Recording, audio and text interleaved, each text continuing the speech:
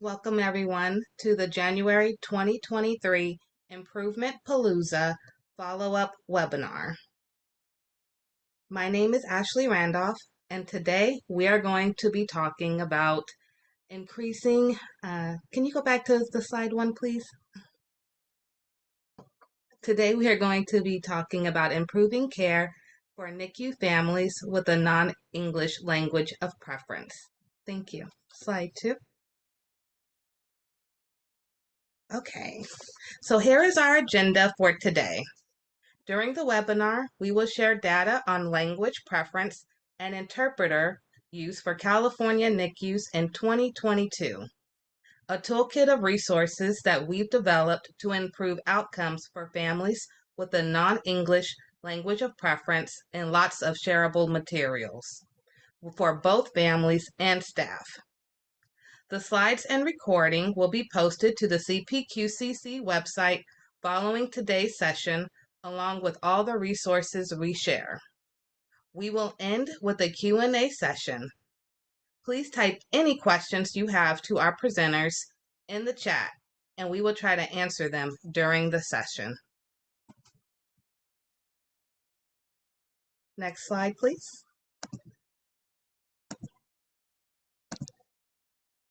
Welcome and goals.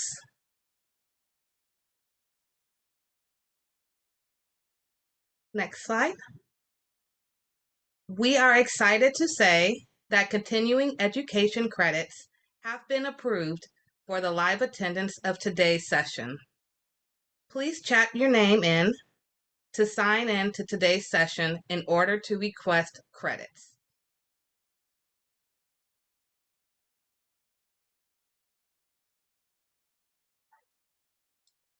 Our goal today are to ultimately reduce disparities in infant outcomes and family care metrics for NICU families with a non-English language of preference. We will train you today on evidence-based and evidence-derived strategies on how to accomplish this. Our aim is that each of you will be language champions in your own units and take what you learn and the resources we share back to your team. So as we go along, please take notes and feel free to share ideas in the chat about how you can implement some of these recommendations. Be thinking of who you will share the information from this webinar with. We've worked hard to create these resources that we think are game changers for families with a non-English language of preference. But whether they get used is really up to you. I'll pass it off to Dr. Henry Lee. Thank you, Ashley. Thanks everyone for being here to show your interest and learn about this important topic.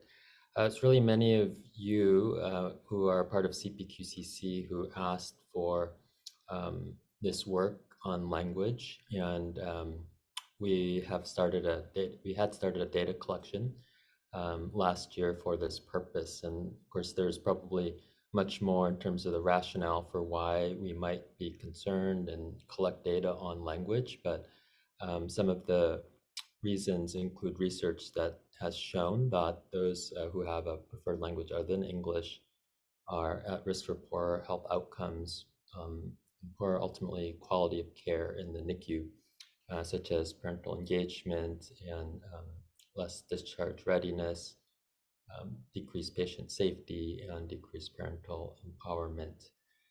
And the IHI has supported data disaggregation by race, ethnicity, and preferred language in order to respond to these disparities. And those of you who are familiar with CPQCC reports know that we have for a number of years now shown data on quality in the NICU stratified by race and ethnicity. And we hadn't been able to do that by language because we didn't have that data. And so in 2002, we can go to the next slide.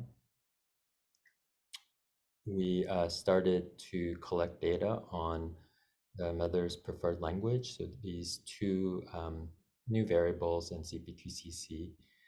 And these are the questions that were asked for the babies who are eligible for CPQCC.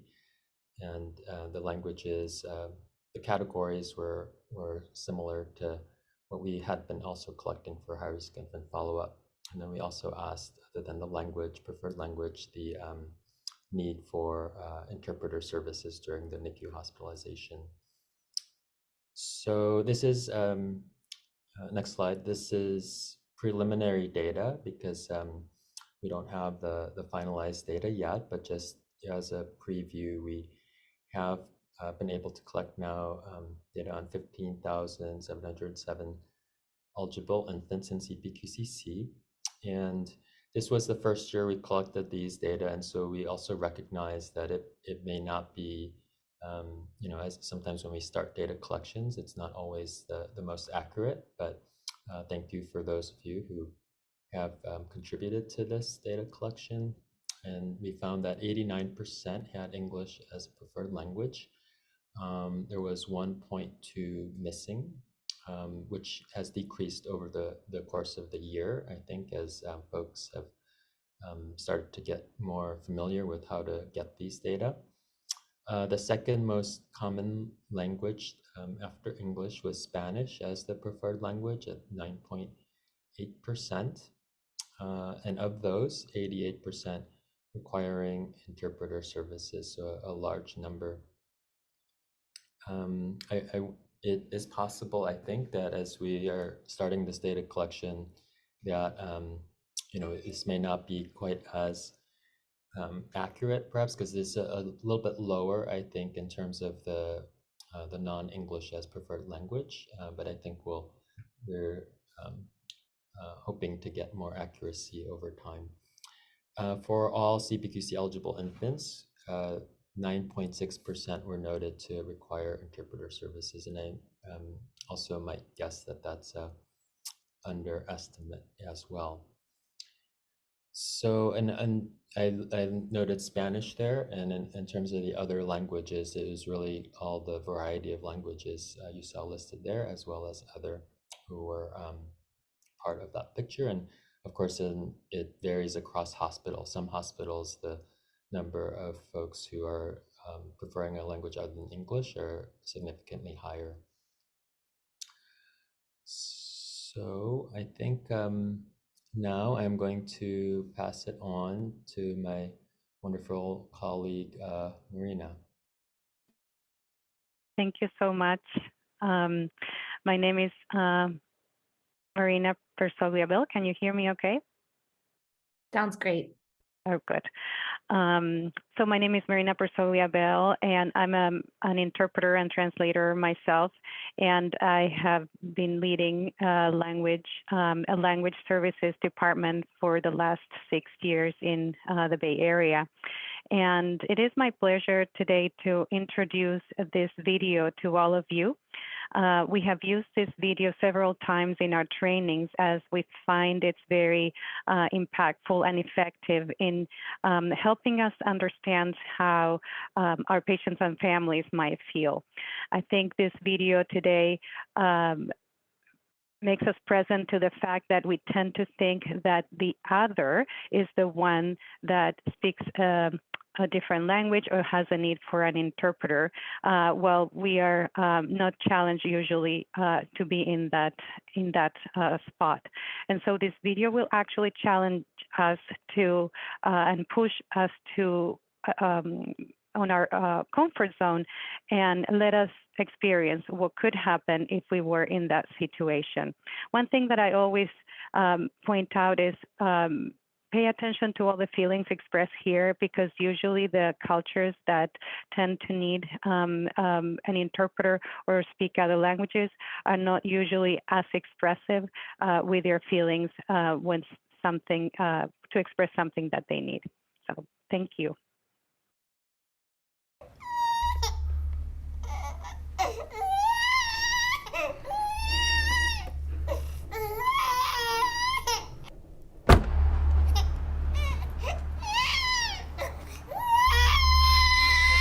Doctor on Albertillo. That's Tandoro. Good. Excuse me, sir. I'm so sorry. Attendi viantan. Look, she's been crying nonstop. She has a temperature of 105. I don't know what to do. Marabidig. Be parolas lasant. No, please. Just every time I feed her, she throws up. I don't know. Be parolas I don't understand what you're lasant. saying. What are you saying? Can you just look at her? No, she's burning up. Just feel. Fayu parolas la anglan. No, what? Povas my Brandon Meslogena. She's burning up. Feel her head. Tranquilli, Kananche. The Monday is Askan. What is he doing? Do you have? My baby, she's got a temperature of 105. Every time I feed her, she throws up. Please, can you? Tenescila vor temporasco. She's burning up. Feel her head. Morabidig. Please, just feel her head. Povas comprenia. Feel her head. Just someone let me in to see the doctor. No, does anyone understand what I'm saying? Please, someone help me. 8% of U.S. citizens speak limited English. For these 25 million Americans, professional interpreters can mean the difference between life and death.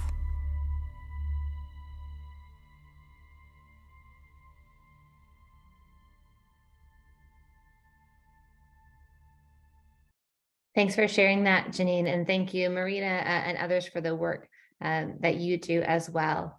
My name is Caroline Tony Noland, and I am a program manager with CPQCC. I do also want to point out that a lot of the folks that you are hearing from today are people who are part of the CPQCC within the NICU Health Equity Subcommittee and the Education Subcommittee. It's a really multidisciplinary group, and we're really excited to share these resources with you that we've collated. So if you go to the next slide, Janine, and then the one after that. Perfect, thanks. So in discussions around racial, ethnic, or language disparities, we often hear things like, oh, I don't see color, or I treat everyone the same. But you can see from this graphic, though, that treating everyone the same, giving everyone the same bicycle doesn't actually get you the same outcome.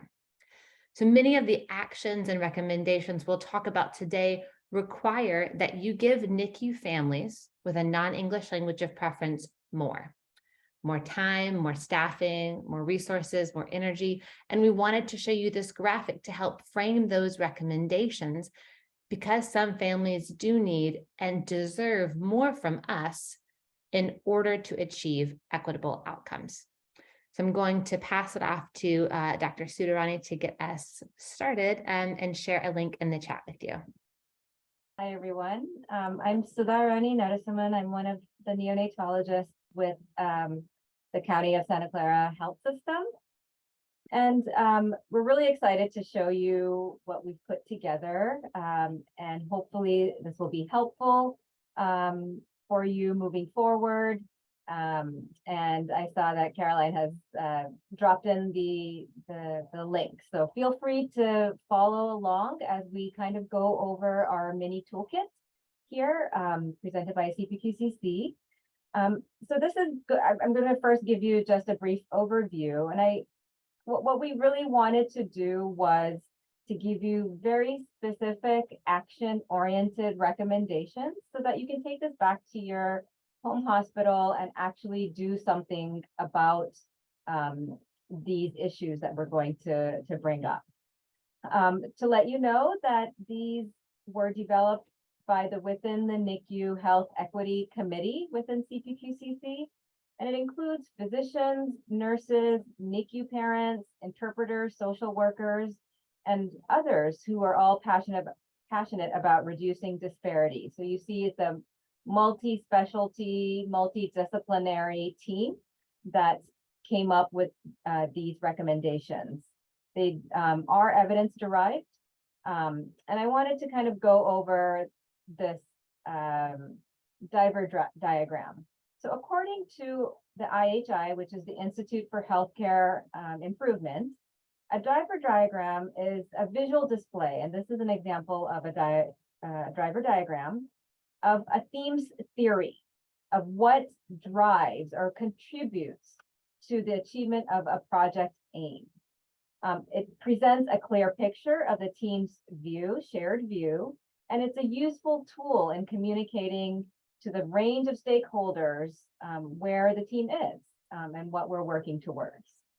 So it shows the relationship between the overall aim of the project that you can see here on the left in purple, the primary drivers, which are sometimes also known as the key drivers, which you kind of see in this teal color.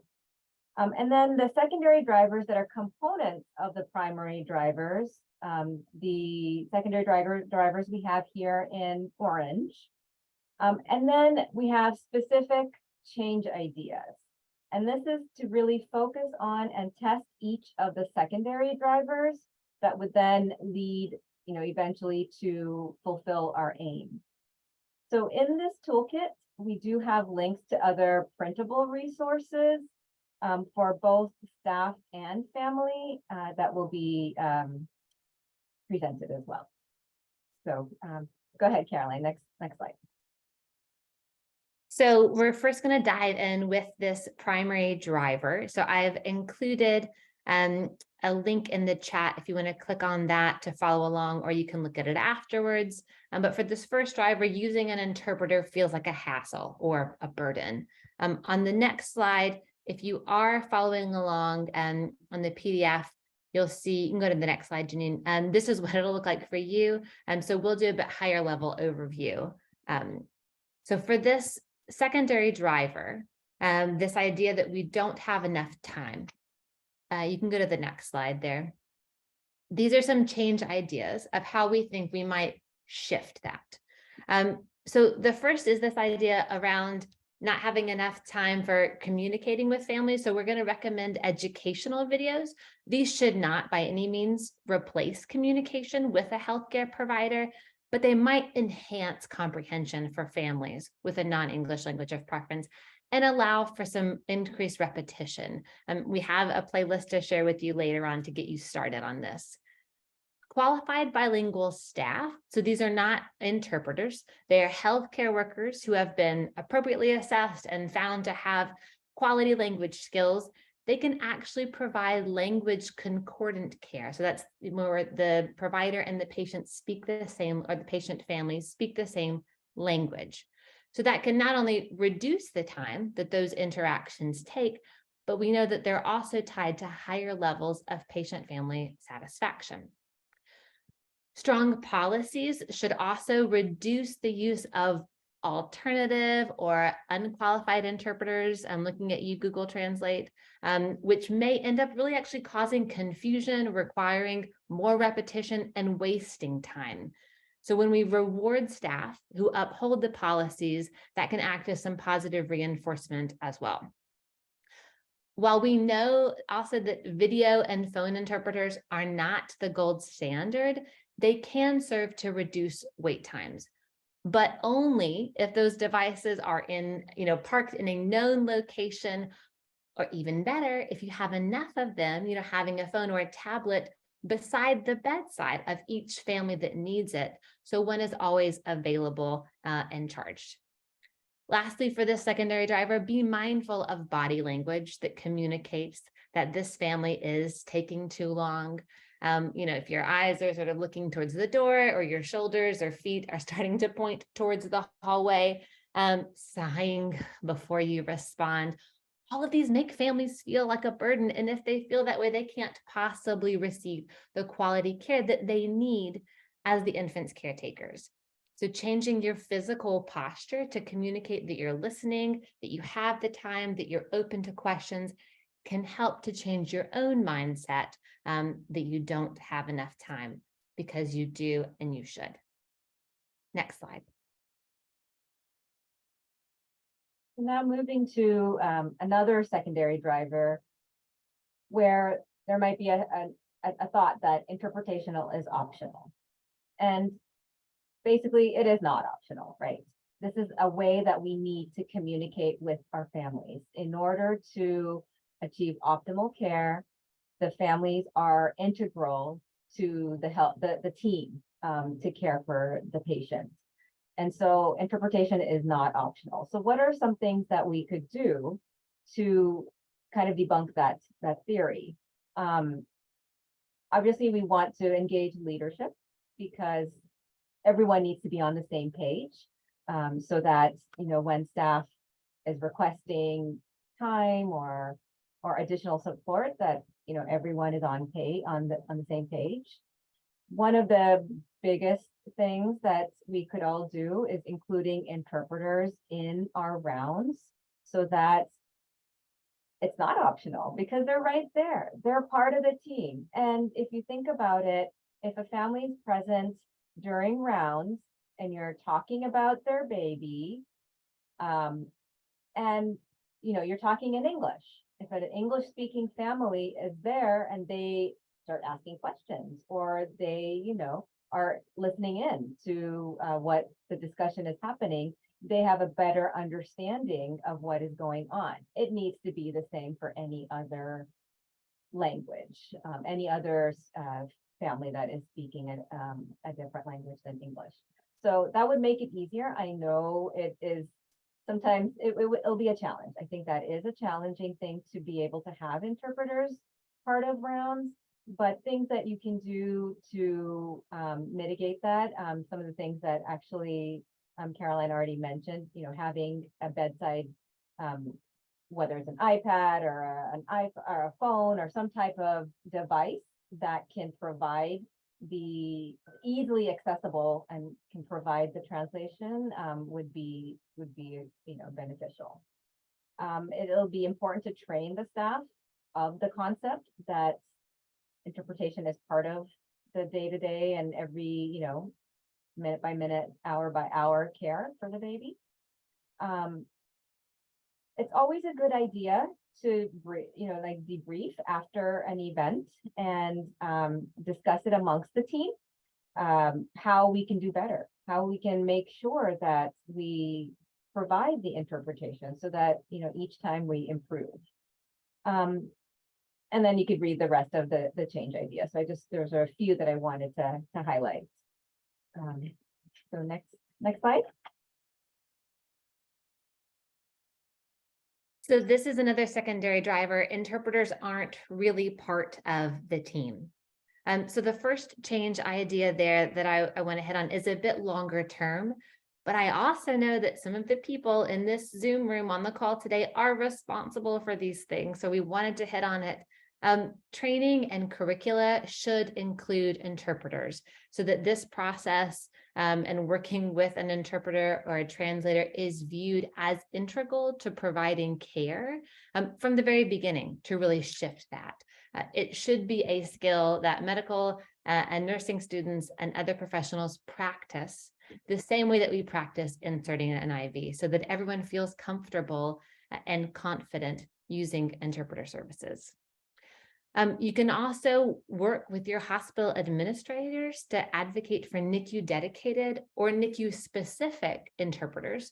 So NICU dedicated interpreters, can really start to create meaningful relationships with coworkers in the unit that minimize this idea that it's a hassle to request one. Like if it's this person that you had lunch with yesterday, it's not a big deal to pick up the phone and ask someone to come. We also want to really include and applaud interpreters and healthcare workers that utilize them. Inviting interpreters to your unit's holiday party or to a potluck, include them in those team building activities so that they will feel part of the team. So if they aren't feeling like part of a team, what can you do? Perhaps if you're in management, or what can you even do as an individual to get to know them better, to reduce that idea that it's not someone over there, but it is someone who is actively part of your team. Next slide. So now moving to our next primary driver, which is the lack of family support. And we'll go through some of the things that we can do to improve that concept. Next slide. So the first secondary driver under the lack of family supports is potentially the lack of physical supports. And how can we address this? Well, first of all, without knowing what may be a challenge for a family, we're not going to be able to support them. So very early on, it is very important to establish and obtain a family assessment. Each family is different. We cannot make assumptions that given, X family speaks this language, they're going to have this challenge, these challenges, or this, given this place of where they live, this is a challenge. We just cannot make assumptions. So we should complete a family assessment early on in the admission, and therefore we're able to better support, better provide the family for potential challenges that they may encounter during the hospitalization. Some of these include potentially financial support, food support, lodging. We've had plenty of families that, have issues with transportation and, therefore unable to actually make it to the hospital, or that they live very far away. Even if they had transportation, it would just take too long. Another thing that we can do to help support families who are perhaps unable to, be at the hospital in a regular way, or even otherwise, not every family can be at the bedside 24/7, is to be able to provide the family with photos and videos of their family member. We have, there's these webcams that are available so that families can log in from basically anywhere. It's also important, if you're doing something like that we don't assume that they have a device or have access to Wi-Fi. Like, it's really important to establish and understand what type of devices they have, or what type of actual ways of communication that they have. Definitely providing, the nonverbal communication is really important. And then the other thing that we came up with is childcare. Many of these families have other children, and that is really a barrier for them to actually being able to come into the hospital. So being able to offer childcare at the hospital would be a huge benefit to all families, and therefore perhaps reduce some of these challenges with physical support. Next slide.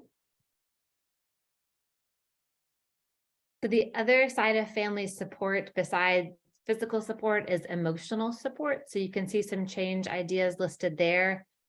We encourage you to establish a NICU parent peer support group in a language other than English. Look at the demographics of your hospital and see what might be most useful for families, to allow parents and family members to express their emotions and experiences in their language of preference. You can also try to find sponsors, to cover pizza or bagels or coffee for those meetings, to meet some of those physical needs as well. Beyond a support group, you might also consider a structural approach that includes families with a non-English language of preference on your family advisory council, on your family-centered care committee, in your next QI projects. Figure out the logistics to allow them to participate fully, because this is a huge part of our population. Henry showed the data at the beginning, it's almost 10%, and that's a really large group for the NICU. Recognize and respect cultural differences as well, which might influence to whom families ask questions or really want to interact with. And that might not be the attending physician who comes by and says, "Do you have any questions?" Understand their family preferences and work with them to ensure that they do have a way to communicate that both aligns with their cultural perspective and provides quality information. Lastly, we're encouraging you to shift the mindset with staff to care for the entire family, not just the infant. As we've mentioned, it's often these small relationship building conversations that these families miss out on the most. Reminding family members to eat lunch, asking if they need some water, asking about their other kids. We know how important mental health is for NICU families, and we know that they're at increased risk for depression and anxiety. And this is only heightened when those families feel alone or isolated, which these families often do because the people around them are speaking a language that they may not understand. I'll pass it to Sue to share some community support ideas as well. Yes, so we have on the website, you'll be able to see this list of community supports for NICU families who have a non-English language of preference. They are wonderful resources, free and available for all families. And some of them are, very specific to a cause or a particular issue. There's several breastfeeding support ones like the Nursing Mothers Council. There's lots of things to help with perhaps mental health issues that families may go through, and like we talked about in the NICU. Sorry. In the NICU, that the families are at higher risk for mental health. So that will be like supporting mamas. That's one of the things. We've heard of other ones too, including the March of Dimes. But you guys can go ahead and look through this list. But I think what I appreciate about this, it's all kind of put into one area so that you have one place to go to see how you can support your particular family. So hopefully this will be useful for you all. Next slide, and I think that's to Caroline. Yeah. So as Sudha said, we really want this to be something that's useful for you, that's shareable for you. We're not expecting you to be the one to solve all these problems and end disparities on your own. That's one of the reasons we linked you to all those wonderful community resources to reach out to see what might be available, even specific to your town or county. But we also wanted, because we hope that you do take these recommendations and really run with them. In addition to dividing them by secondary drivers, we've also divided them up by roles. So you can see here, each column represents a different role in the NICU. And we've sort of divided up which change ideas we think might be most appropriate for that role or most pertinent for that role. So the numbers correlate back to the main toolkit. And so in addition to the PDF we sent you, you can go to the next slide, Janine. On the main landing page, so just shared in the chat as well, on the left-hand side, you can see specific PDFs for each of these roles. So these are things that you can share at your next nursing huddle. You can print off a couple of copies for an upcoming committee meeting, send a link to a listserv that you're on with other fellows or trainees, because really, it's your colleagues who aren't here today who probably have the most to gain from this information. So we've tried to divide this up in a way that's really easy for you to really take these change ideas and run with them. And I would encourage you, if you haven't clicked on that link yet, go ahead and do that and bookmark it so that you can work through that PDF, which does have a lot more information for each change idea in it. And I will now pass it off to Veronica to share some family resources. Hi, everybody. Thank you for being here today with us. My name is Veronica Escobar. I am the lead for education and training for our interpreter services department. And I am also a Spanish interpreter who works in the NICU with wonderful providers like you. So we want to show you a resource that we thought would be good for our families club, and it's the Family ID badges. The idea behind these badges is that we want to make families feel less like visitors in the NICU and more like an important part of the NICU team. So on the left, you can see these badges that are fully customizable, and they come in a Word document that you can use to create badges. As you can see, you can add the name of the parent, the preferred pronoun, language of preference, and the hospital name. And you can just print them and give them to the parents to use or to wear. On the right-hand side, we have other badges that are just print and go. They are ready. We have some in English, in Spanish, and then we have one that you can only write. You can just write in the language of preference, and they are ready to be used. And these badges can be laminated and then put on a lanyard maybe, so they are visible and they can be used multiple times. And again, the goal of the badges is to make the parents feel that they are a crucial member of the care team. With these badges, you may choose to let the family members take home at discharge. Maybe you want to add a little stamp or a little sticker for them to have as a memory of their time in the NICU, or you can have them in the NICU to reuse them in your you could, for example, give them to parents as they check in, and then when they leave the unit, they can return them in the front desk, or they can bring them home and bring them to the NICU every time they are there. Whatever works best for you. My name is Angela Lindblom. I was a staff nurse for 12 years in the NICU, and I've been a CNS for 6 years now.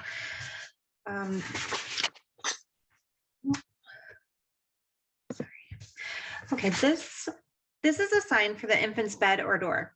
Remember, language access is just as important as hand hygiene. You need this before entering the patient's room. This can act as a reminder to staff to always have an interpreter or iPad ready and reduce the burden on families to ask for an interpreter. If you scan the QR code, it will take you to the resource bundle so staff can learn more about supporting these families. Next slide, please. This is a flyer for families that provides them with a link to a YouTube playlist. While this playlist is not intended to replace discharge or other infant care education, we do think that offering educational resources in a variety of ways can be helpful for families. Currently, we only have a playlist for families with a Spanish language preference, but if you're interested in helping us create other playlists, please let us know. In different languages, I apologize. The flyer says to scan the QR code to watch videos about caring for their NICU baby and lists what topics the videos cover: lactation, G-tubes, skin to skin, and more. And then we have the link to the videos. Next slide, please. And this is an information sheet for staff about the videos on the playlist. It shows the title of the video in Spanish as it appears on the playlist, and then an explanation of the video in English, so they will know what videos may be most helpful for their family if they want to recommend a specific video. I think Janine is getting our next video ready. And while that happens, I would like to invite you to our next video, which is a video that shares with you the actual direct experience from NICU families whose members have a language preference for Spanish. Now you will see some video from participants, and you will see some quotes based on their level of consent. Their input was critical for these resources, and we want to ensure that their voices are heard directly from them.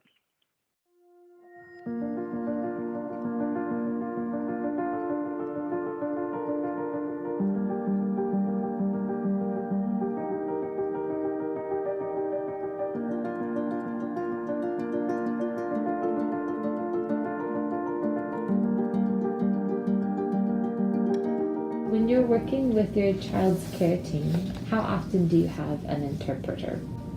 Almost always. Sometimes they talk to me in English, but I don't understand. They have only put the interpreter once. When the team does rounds in the morning, do they bring a tablet with them? No, solamente si lo pido. No, only if I ask. She says that at the beginning she was a little uncomfortable and she would shy away from asking questions really, but as the days have gone by she has gotten better at trying to get that communication between her and the providers. Sometimes when there's an interpreter on the tablet, it's difficult to hear them because of connection. It would be good to call in for an interpreter in person. There's people that don't speak Spanish accurately most of the time. Like in my case, I speak another dialect, which is hard for me sometimes to understand. I ask the nurses to give me medical information. If I do understand, I don't ask for an interpreter. If I don't, I ask for an interpreter. ¿Han estado dispuestos a ayudar? I'm very thankful that they try to communicate even though they don't know our language. There's usually an iPad or an interpreter that's available.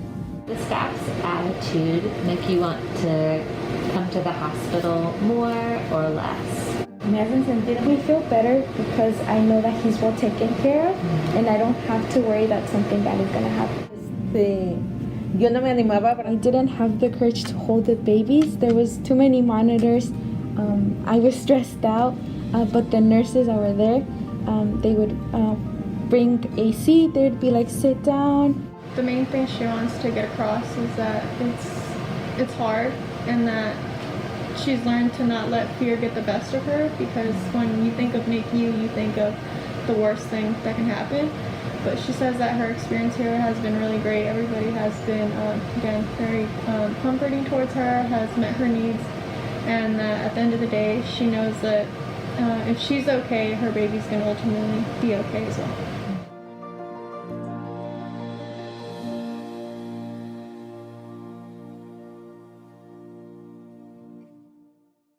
Thanks.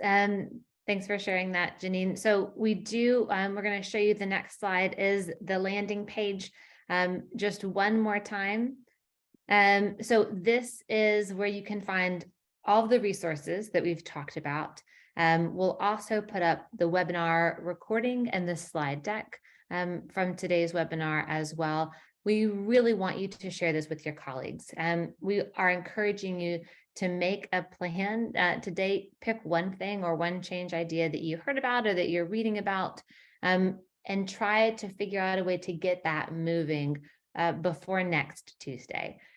What we know that you're not going to accomplish that necessarily in a week, but what's the first step? What's the first thing that needs to be done? Go ahead and start thinking about that. Who else do you need to be on your team? Who else in your unit would be excited about this work? Involve them because it does take a team of people to accomplish this. So the link to that is in the chat, and we are going to move into Q&A. You guys submitted so many wonderful questions. So I'm going to pass it off to Ashwini and Courtney for the Q&A. Thank you so much, Caroline. And again, thank you to you and to our subcommittee and everyone here for all your hard work today. We truly appreciate it. My name is Ashwini Lakshmanan, and I have the honor of being chair of our Education Outreach Subcommittee this year. And I'm here with the wonderful Courtney Brolt, who is Associate Director for CPQCC. So let's get started with some wonderful questions that were submitted prior to the webinar, as well as those posted in the live chat. And feel free to continue to post as we go through the Q&A today. So the first question is, how does video interpretation versus in-person interpretation change the NICU experience for non-English language families? And I can start with Marina, and anyone else who'd like to chime in, we'd love to hear from you. Thank you, Ashwini. So the difference between in-person and video interpretation in the NICU will probably be the same as in other areas. We know that the gold standard is for in-person, and I'd like to tread lightly in this area because the truth is that we may not have in-person interpreters available for all of the languages in every NICU. So we know that in-person we don't have to deal with certain challenges for video remote interpreting. So I would say we always want to be ready for to be a partner with the interpreter who is a video remote interpreter and really provide some of the context of what's going on to see if we can minimize noise that will enhance the ability of the interpreter that is hearing a conversation between many providers to be more clear for the interpreter, and really provide that context, really provide that objective of that conversation with the patient and family, so that they can be empowered to partner with you and really do the best that they can do if an in-person interpreter is not there available at the moment. Thank you, Marina. Hi, everybody. It's Courtney Bro from CPQCC. Thanks to our esteemed speakers today for being here. And moving on, just a reminder, please submit any questions in the chat. We will add them to our list. And we're going to address a second previously submitted question. And this is, how are you educating staff to better understand families' needs when non-English is the language of preference? And I'm going to toss it over to Sudha, Ronnie, but then perhaps Marina and Veronica can chime in too. Thank you. Thank you. Yeah, and I think it's somewhat kind of what we spoke about during the presentation of the diver diagram, is really, in order to better address the families, we need to understand where they're coming from. So performing a family assessment for all patients, not just, those who have non-English of preference, a non-English language of preference, but we really need to know where our family's coming from so that we can better address these challenges and issues. So I think that's the very first step. And then having that available for the staff to understand where these families are coming from. It's fine to do a survey and put it into a binder. Well, that won't help that patient in a real time manner. So yes, we want to collect data, but we also need to be able to use it for that family. So having, key elements of that assessment, put somewhere near the chart or something to that effect, that'll be a good thing to come across. So, yeah. Thank you so much, Sidarani. Our next question was around languages that may not have written communication as part of them, such as Mixteco or Quiche. Are there recommendations for discharge communication or I guess general communication, perhaps using pictures and videos? And maybe Veronica, we could start with you. Yeah, sure. Yeah, we do find ourselves in the situation that some of the indigenous languages that we serve do not have a written form. They are only oral. So what we do in those cases is we try first of all, we have to understand that these languages are not a variant of Spanish. They are languages on their own, and they are not similar to Spanish at all. We have to understand that from the very beginning. They are their own languages. Some of the indigenous languages, some of the indigenous peoples do speak Spanish as a second language, but not all of them. And speaking Spanish as a second language does not mean that they may understand all the medical terms, which is also like a different language, right? Speaking medical language. So we have to be very careful when we have families that speak indigenous languages. What we like to do is we try to give information in a very concrete way. For example, short answers if they are going to have, sometimes we cannot find an interpreter that speaks the indigenous language, and we have to use, for example, a Spanish interpreter after we have assessed, the Spanish interpreter has assessed the family or the language capabilities in Spanish of that family, or if we think that they are okay with Spanish, we understand and acknowledge that Spanish is their second language. So we are going to be very careful on how we deliver our message, very careful of the words that we're going to be using, and checking constantly for understanding. one of the ways that we can check is by a teach back method. So, if you are giving an instruction, then maybe just have the family member tell me back what I just explained, just to check that they understood what was being said. That's one of the things. And so if you can keep these things in mind, that would be very useful for imparting instructions. One more thing that I will add, and thank you, Veronica, for covering everything, would be a qualified bilingual staff that was mentioned earlier today, or at times using the national services for phone and video. Those national services generally did not have the right match for the language, because these languages have to be a match to the point of the town where the person is from. And the other thing for qualified bilingual staff, we were saying that Spanish for some of these families is a second language. So if the qualified bilingual staff is very fluent, but may not have the knowledge of how to communicate with families who are using already their second language, and this is medical term, that can get in the way of understanding for those families. So we, in our experience, we prefer working with interpreters who are from whose mother tongue is Spanish first, from a Latin American country, if we can get to choose. If not, we go to other interpreters who speak Spanish.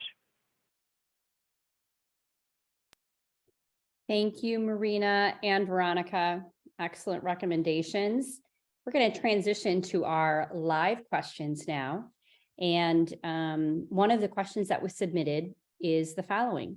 You mentioned that NELP should receive more. Any additional insights on how to balance that without overwhelming a family with services and contributing to more conflicting messaging? I'm going to go ahead and open it up, and speakers, feel free to jump in.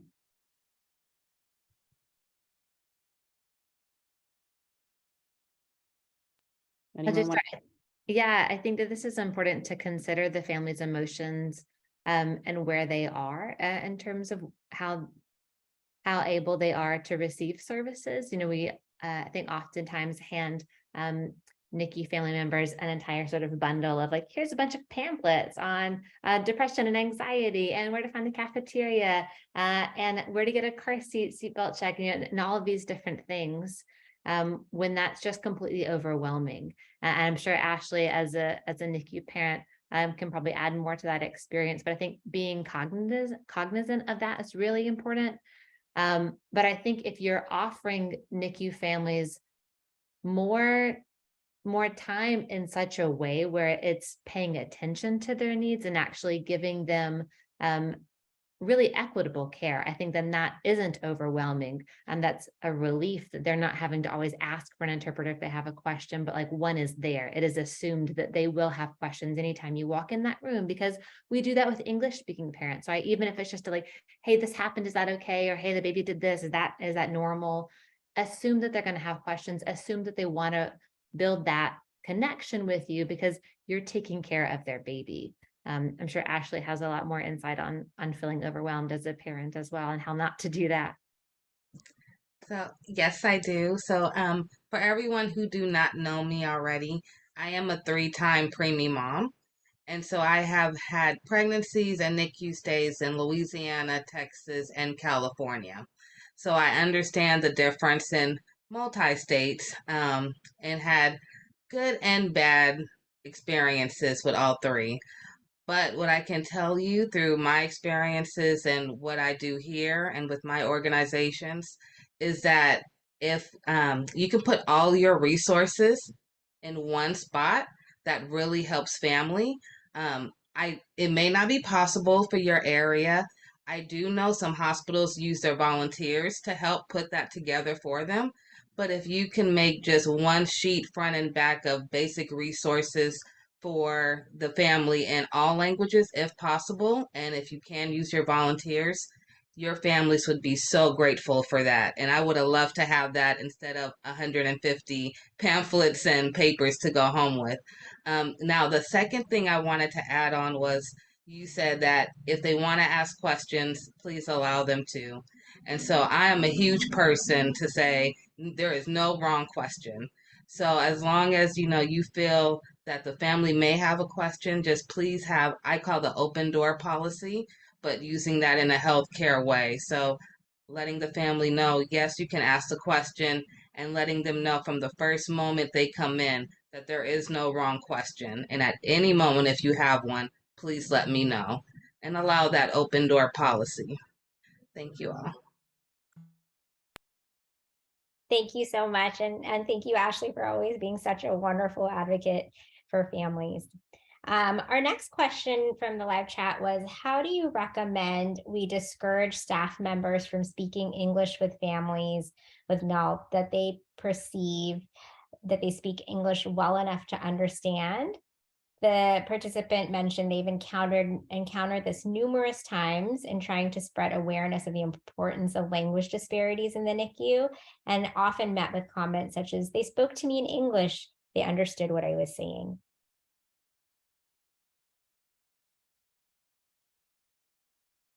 I think this is, if I may take, it is a big subject. It requires a lot of education, awareness, and constant recycling of the information and the education. As we know, 3 shifts and numerous providers in the NICU, it's really hard to get to everyone. So our approach is to continue to provide that education. It is very important to develop the correct policies that will support this approach. Let's be clear that language in a hospital is not the same as language for traveling, right? So when we're traveling, we can try our best, and we can see if we can have fun with language. I tell my kids, you're learning Italian, have fun with it. Don't stress over that subject in sophomore college. But if you are in a hospital, we are talking patient safety, and we are talking rights, right? So it's a totally different level. This is not a nice to have. This is supported by all of the legislation, for years of legislation, and Section 1557 summarizes all of the legislation that may have been a little bit vague to really be precise that, first of all, interpreters need to be qualified. Not everyone is an interpreter, and qualified bilingual staff also need to be qualified, and translators, that's for written language only, also need to be qualified. So it's important that we address, we check on the policies of our institutions, we get the support from that we need, and we approach with education, because the truth is that nobody comes to a hospital to do harm. We actually come to help, and we think that we're helping, right? We think that we're helping, and now I actually talked to this parent, but maybe not realizing of what that can be. There's several YouTubes out there that show sad circumstances with maybe a minor telling, being the interpreter for their parent when the parent is being diagnosed with cancer or something really complex and bad news, right? I personally was an interpreter for my own parent. I wasn't trained, I didn't know, and I was allowed to do so. And the traumatic experience is too vast, and nobody wants to give bad news to a parent. So that's something that we don't want to do, and we don't want a minor to be in the NICU, one of the siblings, to be that interpreter either. Thank you for sharing that, Marina. We're going to shift now, and really I want to say congratulations to the Within the NICU subcommittee for all of the tools that they've developed. And one in question here is the family badge. So I'm not sure if a NICU has already trialed this, but would love some feedback from the panel here. For the family badge, How is it used related to security and access? Are they time limited so that they do not have to be retrieved upon discharge? So I know Veronica presented them, but I know the whole subcommittee was working on the development of these. So I'll open that up. Thank you. Hi, so as I mentioned before, the idea of the badge is to have to give parents something that that identifies them as parents, right?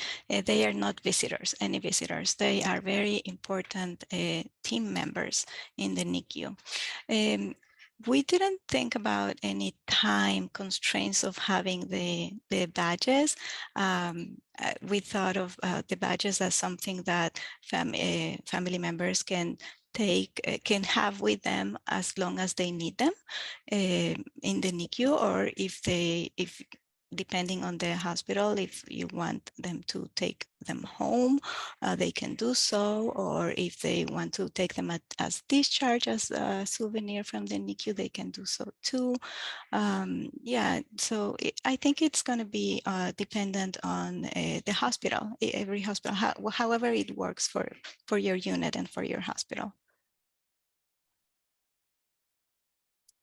Yeah, and just a note to say that there are two options. If you want perhaps a higher level of security with your badges, because that's what is best for your unit, there is that customizable option so you can put their name on there.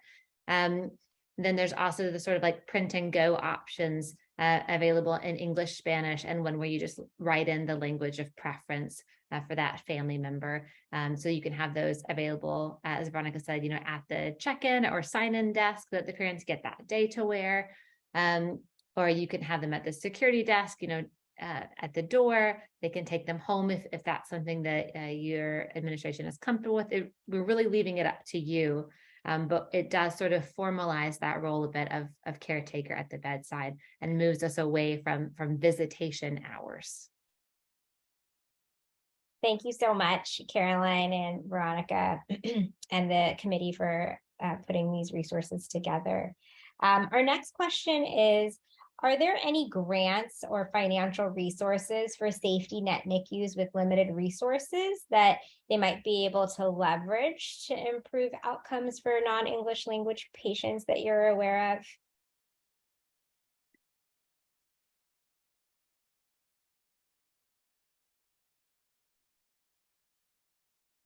Yeah, I'm not aware of any grants that are specific to this, but I think you can reach out and see. It's probably because they're unaware that this is such a big need. Even First Five, I would say perhaps just reach out to them and see what they can, because we do have some grants from First Five for our NICU. I wonder if they would be willing to fund something like this. So I think it's unfortunately the lack of awareness that perhaps has led to a lot. I'm just not aware. I don't know if anyone else on the call is aware of any grants available.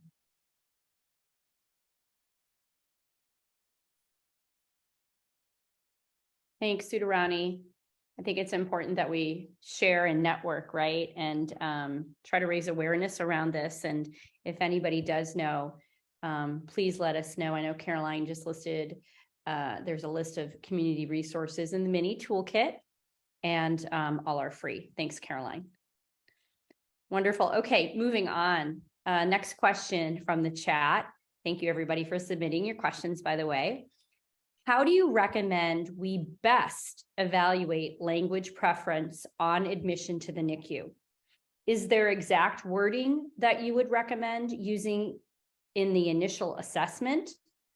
This respondent had stated, I have found that some families who speak some English are sometimes asked, is English okay? And this puts the burden on families to admit that English is not okay. So I'll open that up. I don't know, Marie, and I see you already unmuting. I'm going to toss it to you. Thanks.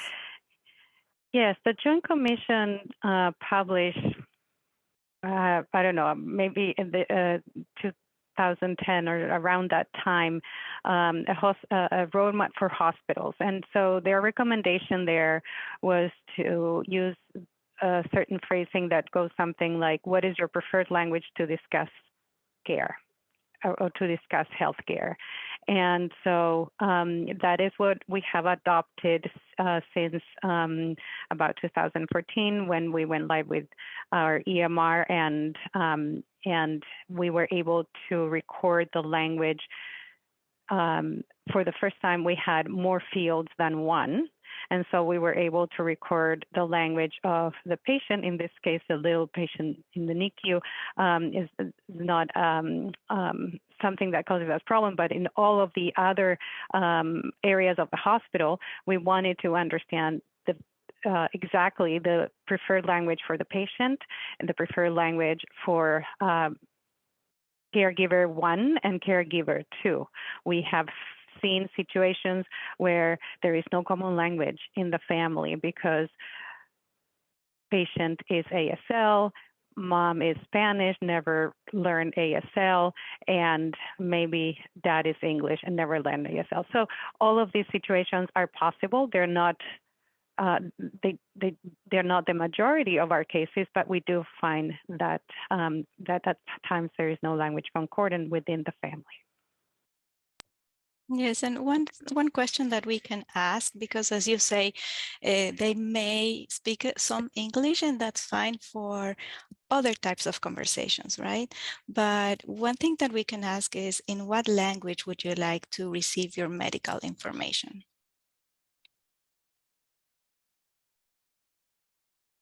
Oh, I love all those suggestions. I feel like they're thoughtful and compassionate and intentional in how we can assess that. Thank you both so much.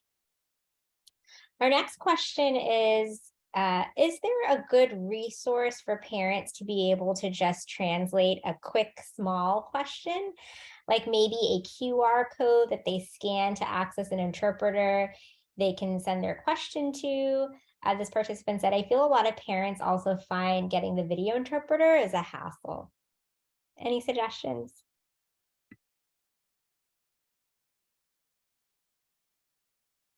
I'm just not sure if I understood the question correctly, but are we looking for quick phrases to be translated? Okay, so we have implemented something like that in one of our units in our hospital that was, you know, we're in a pilot phase to actually expanding throughout the hospital, but typical phrases that we might want to have cards just like we were learning our languages ourselves or studying ourselves, right? On one side, the English and the other one on Spanish, something like, I would like to have some water, or I am hungry, I haven't eaten in a couple of days, or may I have an interpreter? So a handful of questions, you can decide what works best for your unit, for your hospital, but just having a few quick go-to phrases that have helped, and I can imagine that could be sort of a live project as experiences come up. You decide, well, we better add this other question, and always have a professional interpreter and translator help you with the target language. Wonderful, thank you, Marina. We'll move on. And the next question is, I know we can access interpreters to call out to a family, but is there any service that allows a parent to call an interpreter to reach out to us? Somebody put that on the chat. So that service is available from the national services available. I don't want to name names of brands here, but or companies, but there are about 3 national phone interpreting services that will provide a solution to, say, your a 1-800 number for your Spanish speaking patients and families. We were actually trying to figure out how do we do for the other languages. And I saw some models recently where they have one specific number for Spanish and some other specific 1-800 number for other languages.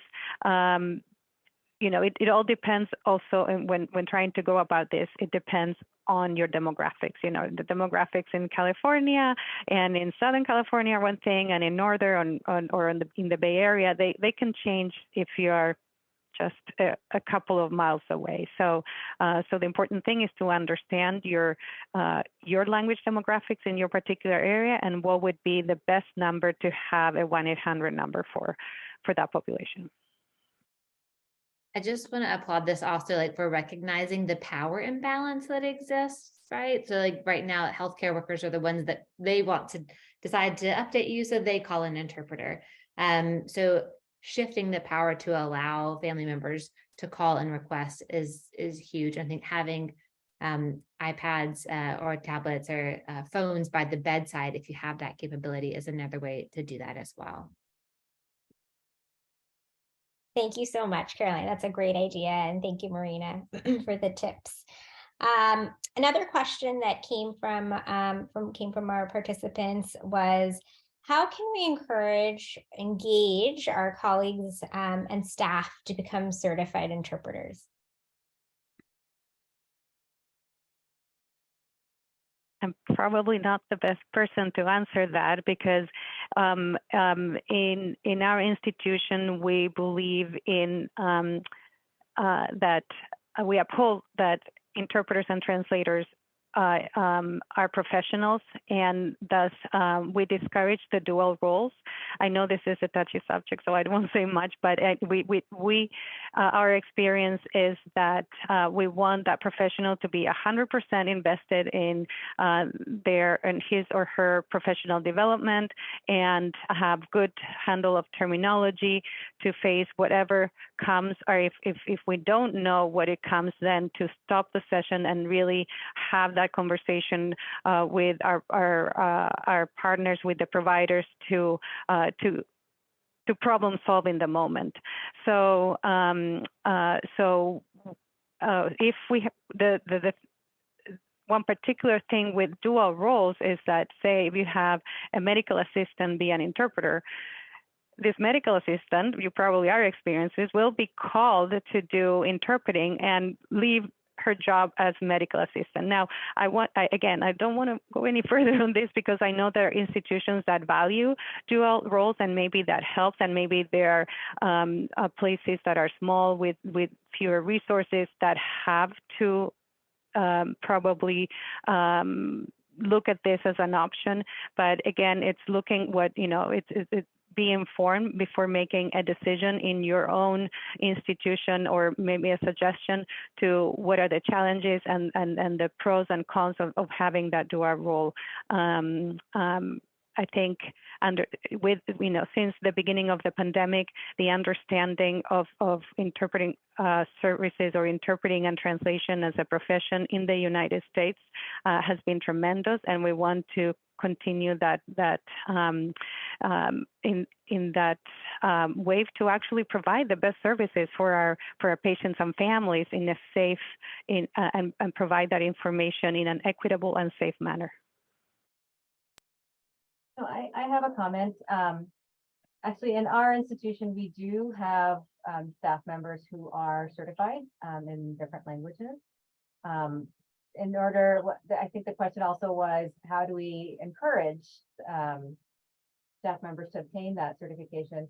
I think they do receive some type of stipend, so there is a financial incentive, but you do have to complete a test that is, I think, given by the translation services to make sure that you are up to par. And then, you're identified with a badge that says certified interpreter. In terms of the dual role, that is an interesting perspective. I think I see the other side of things, especially within the NICU, where we have several nurses who are certified, either in Spanish, we have some in Mandarin, we have some in Vietnamese, and it helps because we do pull them, but then, we're able to make quick changes. And then once we get to know that a family, has a specific language of preference, we're able to pair them. And so then that staff member is, the primary nurse then for that patient, and it just overall gives better care. So yeah, if the institution's able to do some type of bonus or whatever financial incentive, I think that helps. But yeah. The other option that is tied to this is qualified bilingual staff programs, where when somebody is bilingual against the having a process, an objective process of validation or competency assessment in that target language. And then that provider is able to speak directly with patients and families, right? And without the need of an interpreter.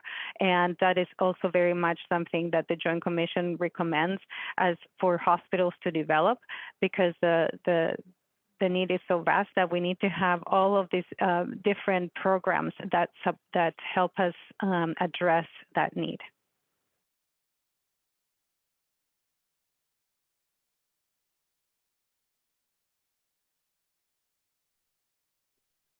Thank you, everybody, for your input on all these wonderful questions. Speakers, you're amazing. Your personal experiences really were enlightening to hear. And thank you to our attendees for submitting these questions before and during this webinar. We appreciate your interaction with us, and thank you. I'm going to toss it back to Caroline.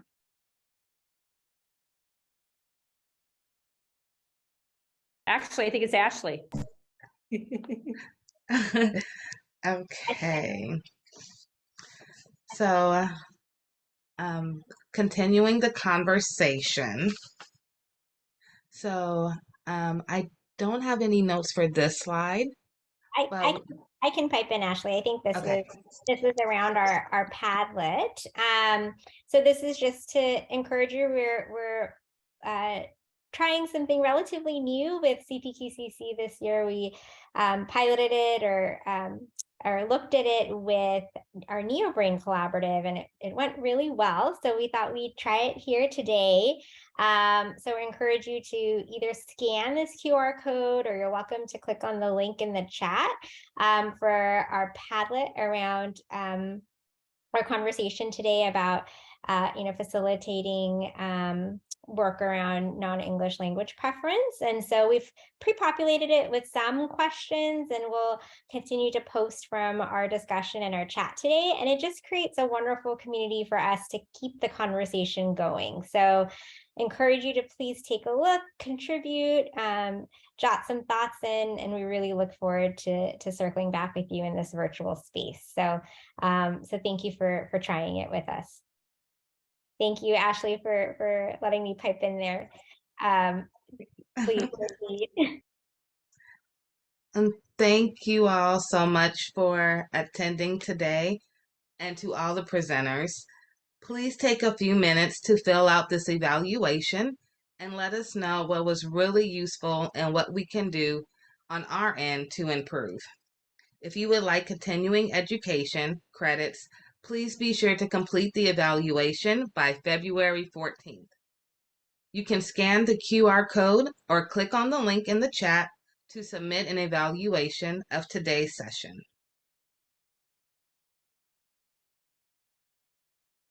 Next slide, thank you.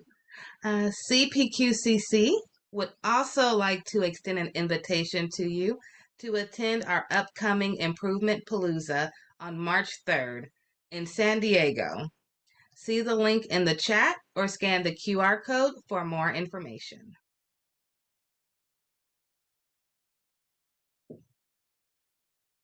We appreciate the time you've given to this work today and are so excited to see how you incorporate these ideas and recommendations. Thank you, everyone.